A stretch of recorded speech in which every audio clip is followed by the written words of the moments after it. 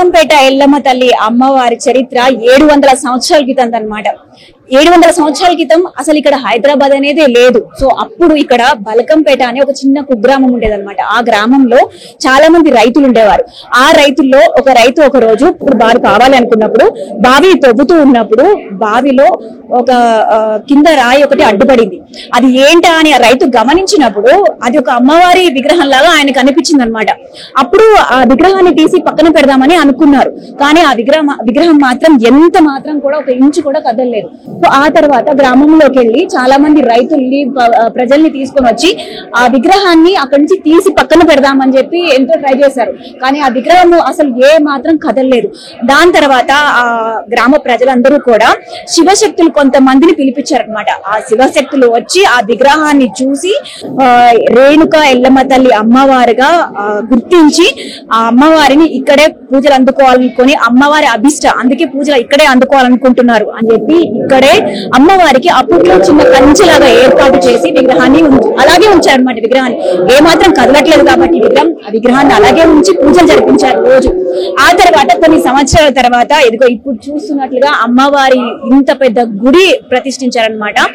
ఆ తర్వాత నుంచి భక్తులు ఇక్కడ నుంచే కాదు, ఒక మన తెలుగు రాష్ట్రాల నుంచే కాదు, మొత్తం ఏపీ, తెలంగాణ, భారతదేశం నుంచి కూడా చాలా మంది భక్తులు ఈ అమ్మవారిని దర్శించుకోవడానికి వస్తూ ఉంటారు. సో అమ్మవారు బావిలో వెళ్తారు కాబట్టి అమ్మవారు మనకి గ్రౌండ్ లెవెల్ కన్నా కింద ఉంటారనమాట. ఎల్లమ్మ తల్లి అమ్మవారు రోజు అనేక పూజలు అందుకుంటూ ఉంటుంది. అయితే ఇక్కడ అర్చక స్వాముల వారు ఉన్నారు. వారు రోజు కూడా ఏ నిమిషం కూడా గుడి క్లోజ్ చేయకుండా ఇక్కడే ఉండి పూజలు చేస్తూ ఉంటారు. సో ఈ గుడి యొక్క విశిష్టత, పూజల గురించి ఆయన అడిగి తెలుసుకుందాం. నమస్కారం పంతులు గారు. నా పేరు సతీష్ కుమారాచార్యులమ్మ. ఇక్కడ అమ్మవారి దేవాలయంలో అమ్మవారికి అర్చన గావిస్తుంటాము. మహావిద్యాం మహామాయాం సర్వశక్తి స్వరూపిణీం భక్తానాం ఇష్టదాత్రేంచ రేణుకాంబాం మహం భజే. చెప్పండి. అమ్మవారికి ఇక్కడ ప్రతిరోజు ఉదయం 5 గంటలకు అమ్మవారికి అభిషేకం జరుగుతుంది. 5 గంటల నుంచి 6 గంటల వరకు అమ్మవారికి అభిషేకము, 6 గంటల నుండి 7:30 వరకు అమ్మవారికి అలంకారం జరుగుతుంది. 7:30కు అమ్మవారికి ఉదయం నివేదన తర్వాత 7:30 నుండి భక్తులకు 12 గంటల వరకు యథావిధిగా దర్శనం ఇస్తాము. 12 గంటలకు అమ్మవారికి మహానివేదన ఉంటుంది. 12 నుండి 1 గంట వరకు అమ్మవారికి దర్శనం తర్వాత 1 గంటకు ద్వారబంధనం చేస్తాం. ఇక్కడ ఆదివారం, మంగళవారం, శుక్రవారం ద్వారబంధనం ఉండదు. మిగతా 4 రోజులు అమ్మవారికి ద్వారబంధనం చేస్తాము. తిరిగి 3 గంటలకు దర్శనం ఉంటుంది అమ్మవారిది. 3 గంటల నుంచి 8:30 వరకు భక్తులకు యథావిధిగా దర్శనం కల్పిస్తాం. శరన్నవరాత్రులు అమ్మవారికి విశేష అభిషేకం ఉంటుంది. శరన్నవరాత్రులు ఉదయం 4:30కి అమ్మవారికి అభిషేకం జరుగుతుంది. ఈసారి 11 రోజులు వచ్చాయి నవరాత్రులు.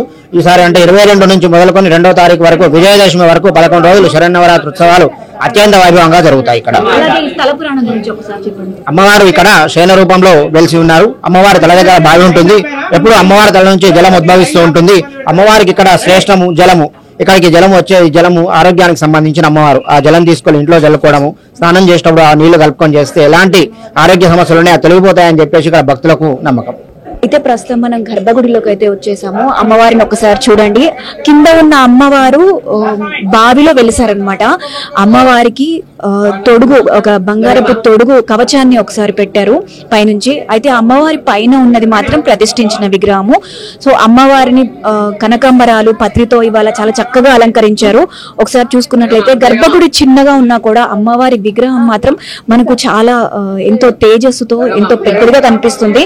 ఒకసారి ఆంధ్రప్రభ ప్రేక్షకులందరూ కూడా అమ్మవారిని చూసి, ఇక్కడికి రాలేని వారు ఎవరైతే ఉన్నారో వారు కూడా అమ్మవారిని చూసి ఒకసారి దర్శించుకోండి.